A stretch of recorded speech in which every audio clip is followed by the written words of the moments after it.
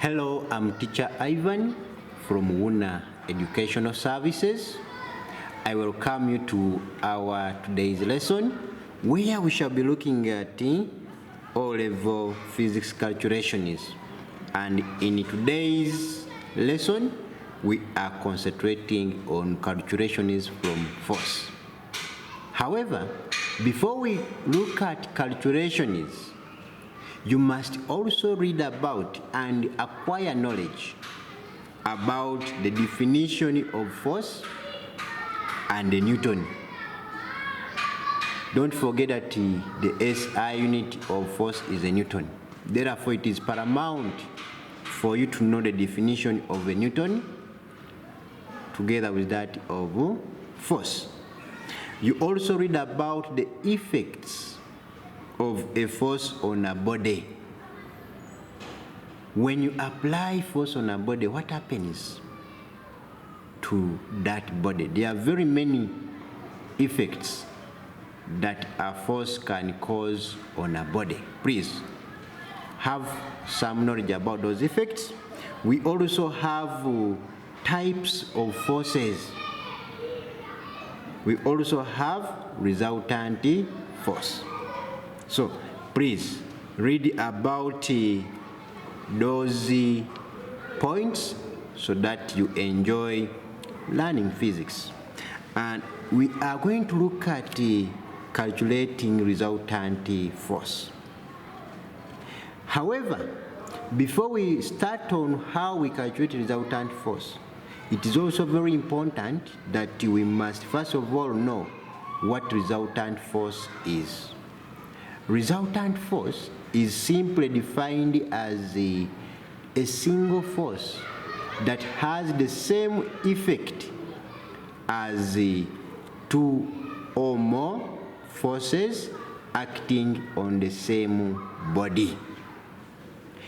You may take a scenario where you and your friend are fighting for a pen, whereby each other of you pulls the pen.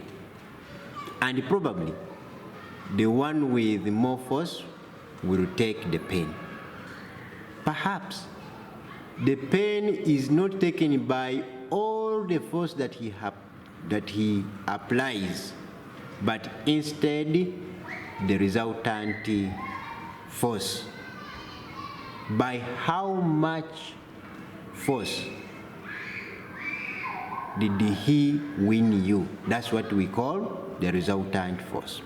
There are three cases of finding resultant force. Case one is when we consider forces acting in the same direction.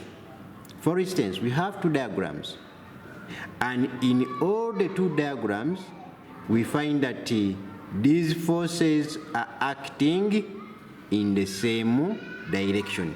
That's by fact of the arrows. Remember, force is a vector quantity which has direction, and the direction is showed by the arrows.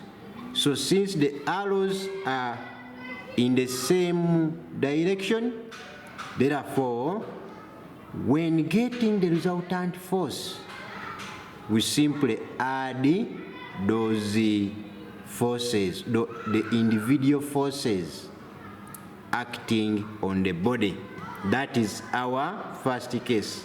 Therefore, we shall summarize that when getting resultant force, considering forces acting on a body in the same directions, we simply get the resultant force by adding the individual forces. Then our second case is when the forces are acting in opposite directions. For instance, we have still two diagrams showing that, whereby we have the arrow showing the direction of force Y, and this one is showing the direction of force X. You realize that they are in opposite directions. The same applies to the second diagram, where we have x newtons in the other direction and y newtons in the opposite direction. And therefore, considering these two cases, the resultant force is given by the difference between the forces. That is, the bigger force of the two, or it can be even more. The bigger force take away the smaller force. That is how we get a resultant force when forces are acting on the same body in opposite directions. We now also have the third case. Probably it is the last case. That is case 3, when we are considering forces acting at right angles.